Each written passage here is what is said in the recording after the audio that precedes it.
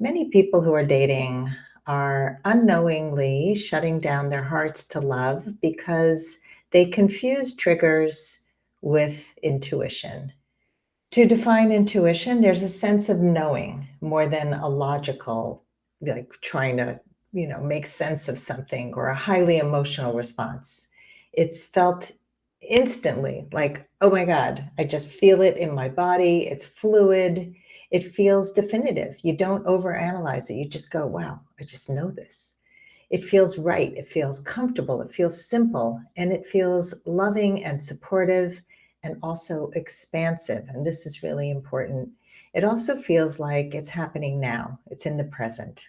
Our triggers, on the other hand, come from self protection, they come from past pain, and they often come from fear.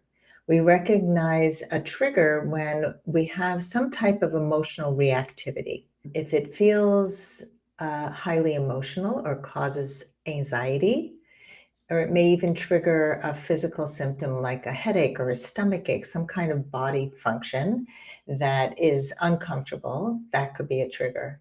It also triggers an adrenal response. It activates your fight or flight or freeze response.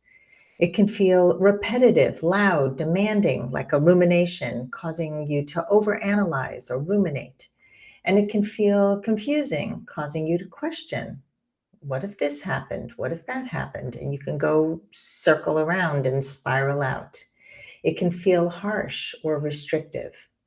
And it usually is about fears or something that's happening in the future.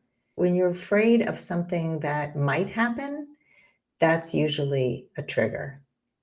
So, what I will be covering in the Woman of Value Club is we're going to be diving deeper into this topic this month. And we are going to help you to trust your intuition, but really dismantle your triggers. Your triggers are keeping you, right? They keep you from love because they make you reactive, they make you emotional, they make you think that you know this is true. And an intuition is just that sense of knowing. And it's really important to tune into your intuition, and it's important to not believe that your triggers are the truth. And so I'd love for you to share a time where you may have confused intuition and triggers, or maybe even you sabotaged a relationship because you believed that it was your intuition and your knowing, like this guy is going to be a cheater, even though he gave you no indication, but he did one little thing and you immediately made an assumption because of a past trigger. If you had an intuition about someone, and so that might be like think back to when you met somebody and you just had a deep sense of knowing them, of them being aligned with you in some way, or even an intuition about a job, or you had an interview, or you were the person who was hiring, and you just had this strong intuition that this person seems to be right for the job. There's something there. That's your intuition speaking.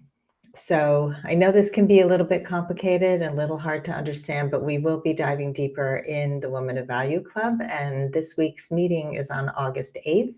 So if you're not yet a member, join me and we will coach about this so that you can avoid having your triggers take over and tell you that something's true when it's not.